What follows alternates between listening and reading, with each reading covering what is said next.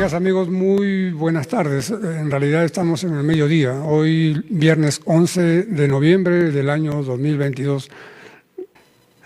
Bien, amigos, resulta, en unos segundos vamos a estar con don Jesús Vélez Ramos, el de Canto Vivo, nuestro ambientalista amigo, también colaborador y periodista del diario Correo.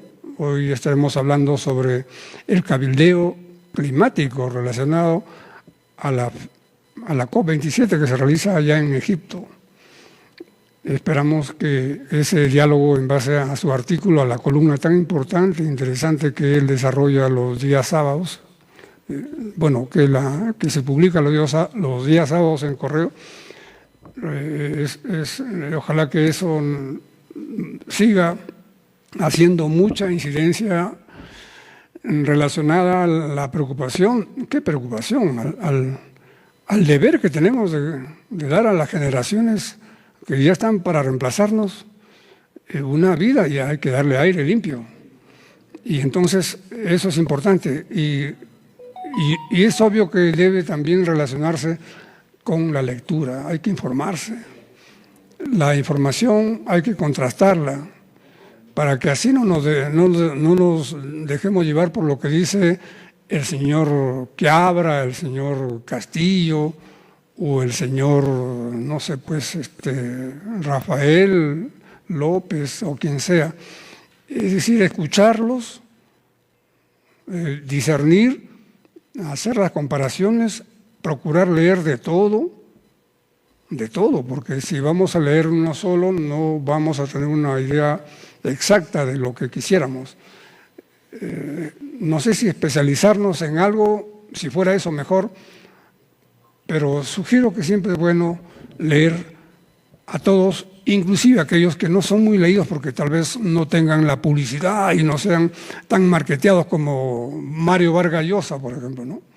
Preguntaban en el internet y nosotros respondimos, según nuestra opinión, ¿no? La nuestra, ¿cuál es el escritor o los escritores más conocidos o más queridos en tu país? Decía. Era una pregunta de una entidad argentina. Nosotros le dijimos que si fuera por marketing y si el señor César Vallejo Mendoza o José María Arguedas estuvieran vivos, Arguedas no le ilustraría ni los zapatos, porque Arguedas decía que él escribía con sangre y no por asuntos mercantiles. Y Vallejo es el poeta universal, pues Mario Vargas Llosa, con todo lo capaz que es, con todo lo que se sabe, no tiene esa inspiración, esa fibra humana de ambos. Y nosotros dijimos eso, y un argentino, a veces los argentinos son pues un poco sobradores, ¿no? No, Argentina tenemos mucho, se dijo, y de sobra, le digo, nosotros también, así como ustedes tienen a Borges y a Sábato, le dije a dos porque son los que más se conocen, nosotros tenemos a César Vallejo y a Arguedas, lo dejé mudo, porque el argentino puede tener mucho, pero ¿qué conocemos de Argentina? Sábato, Ernesto Sábato, y Jorge Luis Borges. ¿Me gusta recordar a alguien más? No, yo tampoco. El argentino siempre es así, chavo, boludo. ¿Ya estamos con don Jesús? Perdón. Don Jesús Vélez Ramos, estamos haciendo una antesala y nos da mucho gusto volver a escucharnos a través de la línea telefónica y nosotros de aquí viendo en la pantalla su rostro y su gusto. Y con mucho gusto lo saludo en este viernes, don Jesús. Muy buenas tardes. Muy buenas tardes, amigo Cristóbal Valdivia. Buenas tardes, amigos de A Dialogar por Red 23. A sus órdenes, mi estimado amigo. De igual manera, don Jesús, hoy ya tenemos como un título muy, como siempre usted, para pensar, COP27, cabildeo climático. Háblenos de eso, don Jesús, por favor, que atentos los vamos a escuchar. Muy bien, muy amable, gracias. El título del artículo es COP27, cabildeo climático. Nunca antes las alarmas científicas frente a la temida catástrofe climática alcanzaron tan elevados decibeles. Por ello, en la COP27 debe suscribirse acuerdos concretos y urgentes para evitar no solo el desastre, sino de cómo hacer frente al mismo. Llama la atención que, a la fecha, en los debates aún no esté presente la insistencia en la disminución de las emisiones de gases de efecto invernadero, amén de la información sobre el avance de los planes climáticos de cada país firmante del Acuerdo de París. En relación a ello, desde la COP26 del año pasado, solo 24 de un total de 193 países cumplieron. Mientras la temperatura global sigue aumentando, algunas voces nada exigentes sugieren que la COP27, en lo mínimo, debe garantizar resultados en el proceso de revisión de los compromisos asumidos en relación a las emisiones que cada país se comprometió a reducir. Es decir, una rendición de cuentas para luego avanzar en el plan de mitigación. Por el cabildeo climático se espera. Ojalá que por la presión de la sociedad civil se logre un acuerdo para financiar las pérdidas y daños de los países más afectados por la crisis climática.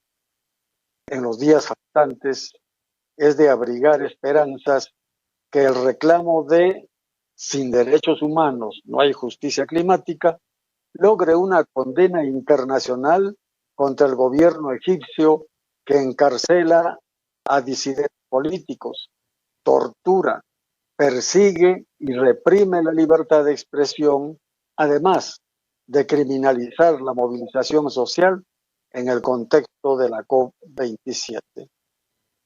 Hasta aquí el artículo referido, mi estimado amigo.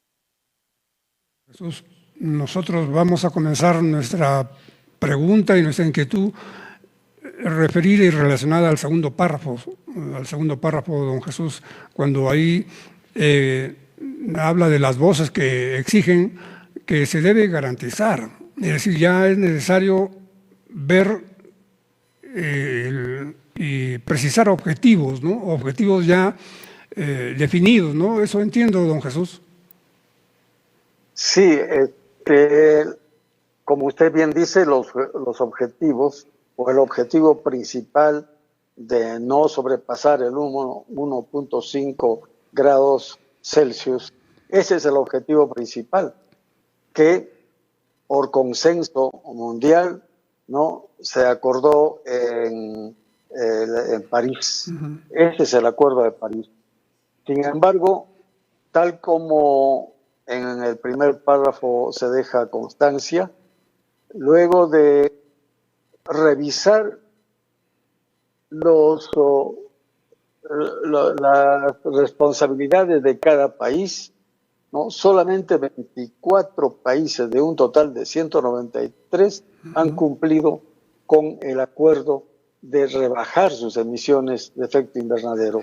Muchos suscribieron rebajar hasta el 2030 el 30% de sus emisiones, pero solamente 24 de los países, y no son los mayores responsables de las emisiones, lograron acercarse a ese objetivo.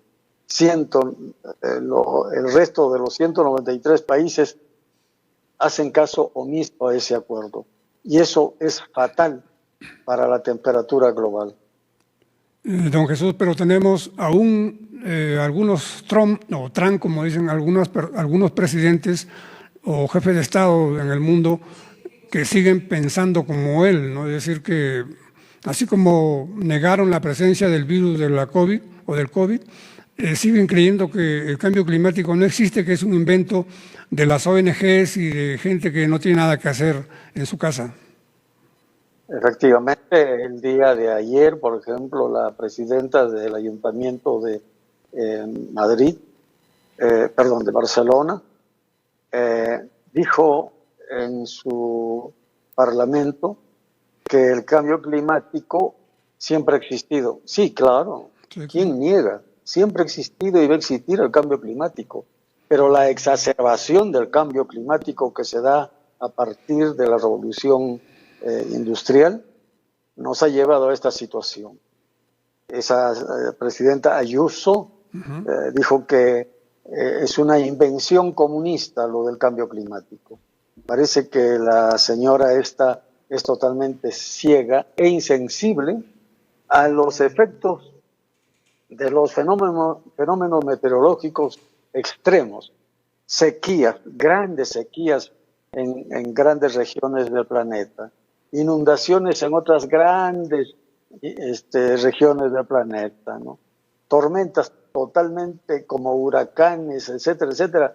Parece que la señora no entiende, no sabe o cierra los ojos frente a esos terribles efectos de la exacerbación del cambio climático que nos está llevando a una catástrofe climática que es advertencia ya del 99% de todos los científicos del mundo.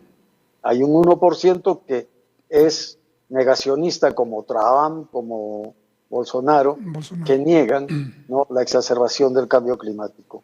Pero ahí están los efectos, ¿no?, y están ahí las terribles situaciones de los pueblos más pobres que vienen sufriendo las consecuencias de la gran irresponsabilidad de los líderes mundiales y de los países ricos que no aceptan rebajar sus emisiones de gases de efecto invernadero. Y nosotros acá, don Jesús, en nuestro país, claro, son justas o no sé, las manifestaciones, las marchas, y estamos en esta lógica de sacarnos o ponernos en algunos estratos de la gestión pública.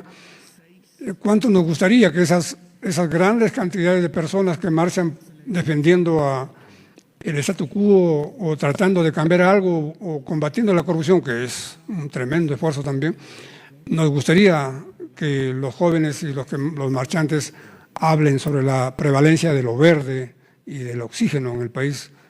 Es un sueño hasta ahora. Desgraciadamente todavía no está en la agenda pública, en la agenda política, el gran problema, el mayúsculo problema climático que pone en serio riesgo la existencia de vida en nuestro planeta. No está. Para mí es agradable, por ejemplo, ver hoy a Carlín en el diario La República graficando exactamente lo que es la COP, ¿no? La COP 27 en México, discutiendo en su gran establecimiento, ¿no?, pero discutiendo con las aguas que ya le llegan al cuello, ¿no? Estamos así. Bueno, de alguna manera Carlín, no, muy puntualmente se refiere a la situación global, que ya estamos ahogándonos, pero seguimos nosotros marginando, negando y minimizando los efectos del cambio climático, ¿no? Del cambio climático exacerbado, totalmente exacerbado, y que anuncia, pues, si no se pone freno a todo esto, una catástrofe climática. Don Jesús, puntuales, nos vamos al corte muy breve y volvemos para continuar y tal vez abordemos también algunas actividades que usted realiza, don Jesús, y para que sea coherente, por supuesto lo es, respecto a lo que estamos tratando, porque un granito, otro granito, uno más, forman un montículo, y creo que esa es la labor que en silencio usted desarrolla aquí en nuestro valle, don Jesús. De eso le sugiero también hablemos luego de este corte. Muchas gracias.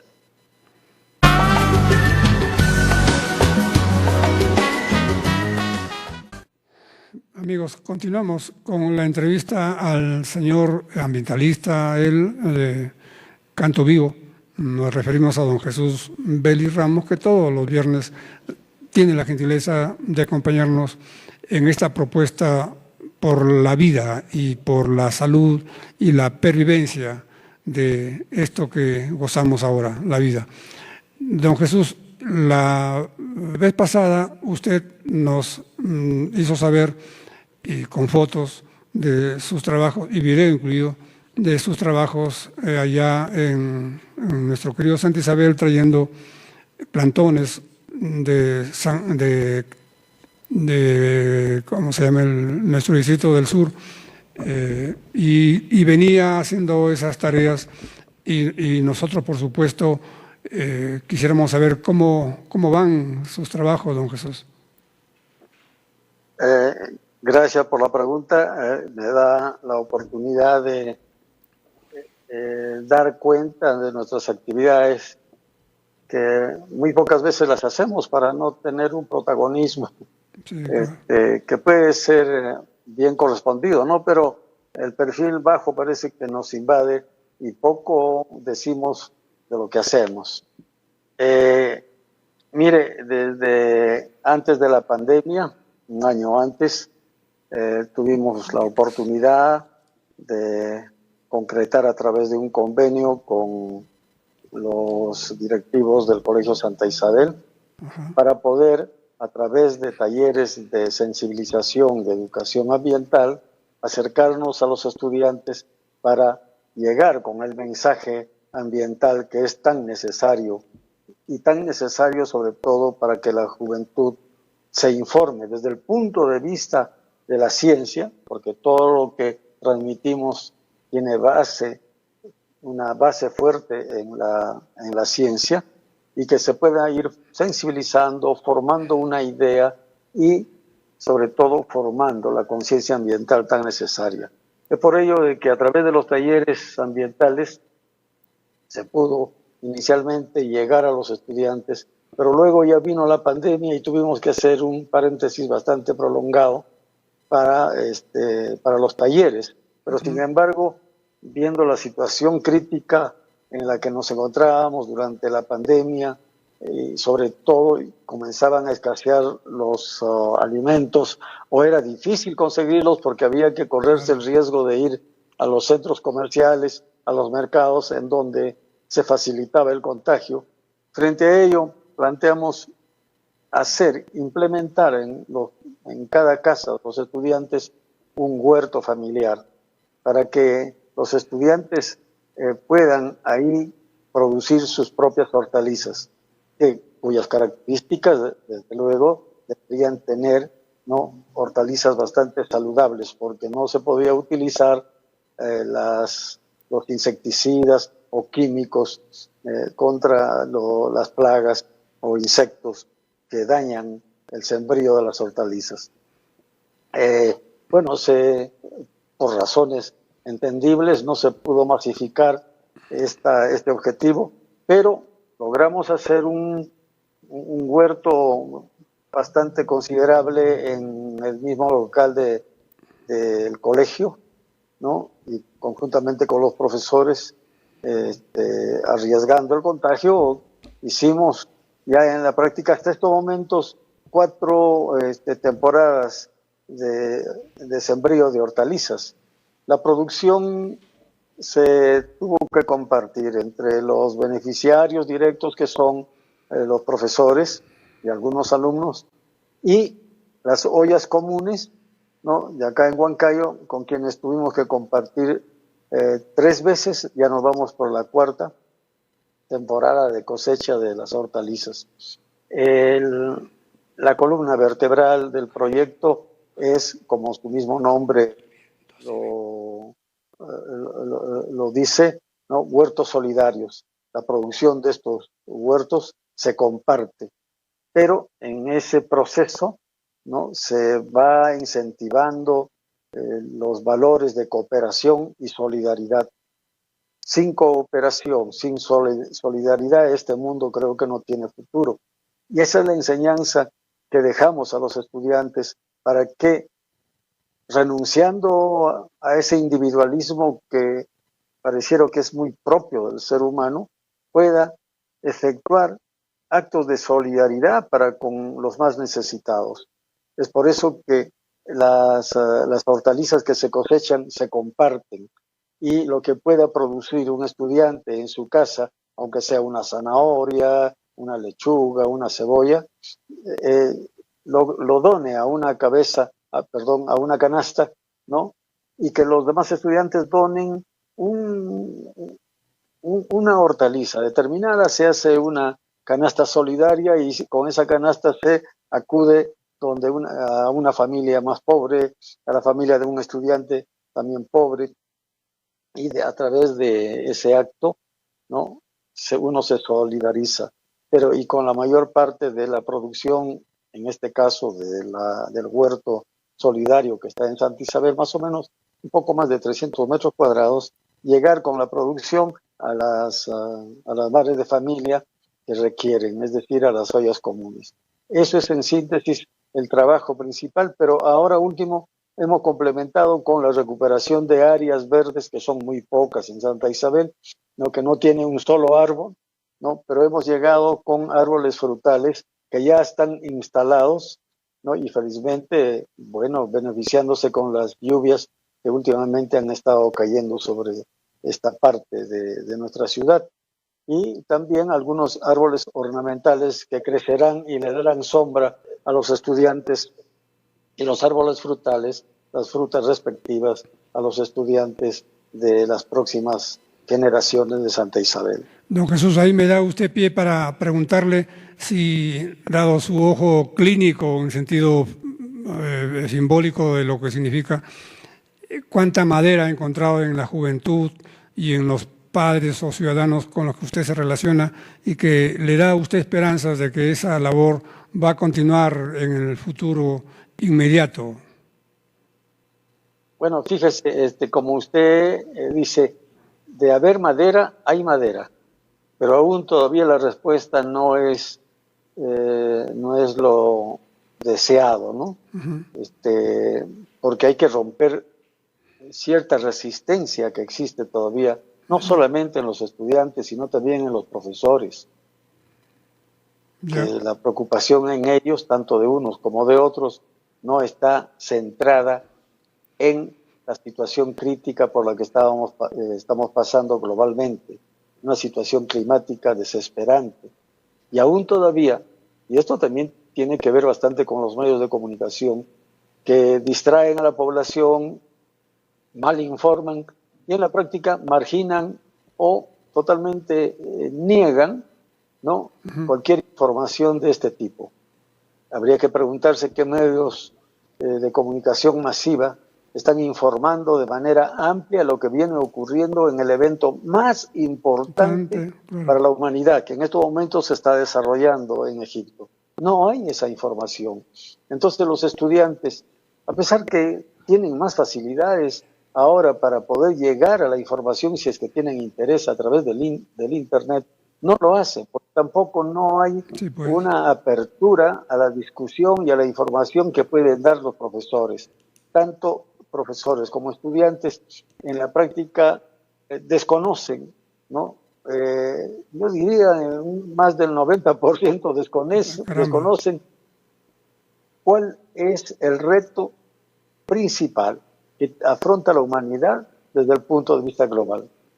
Sí, pues. Tenemos respuestas, ¿no? Como la inseguridad es un gran problema. Sí. La crisis económica es otro problema, ¿no? Sí. Bueno, estamos centrados solamente en eso. Sí, pues. Eso no significa de que debemos descuidar y enfrentar esos problemas de manera decidida. Por supuesto. Pero tampoco podemos olvidar el gran problema del cambio climático, de la crisis climática, del calentamiento global, los grandes fenómenos meteorológicos. Fíjense, el día de ayer, no sé si por la zona en que usted vive, pero creo que sí. Los truenos, relámpagos, rayos y la lluvia, cada vez se siente que son más fuertes y se van a ir siendo más fuertes en la medida en que la temperatura vaya subiendo y que el dióxido de carbono se vaya apoderando más, ¿no? Para efectos del calentamiento global. Don Jesús, yo le invito a escuchar algunos sonidos. Escuche, por favor.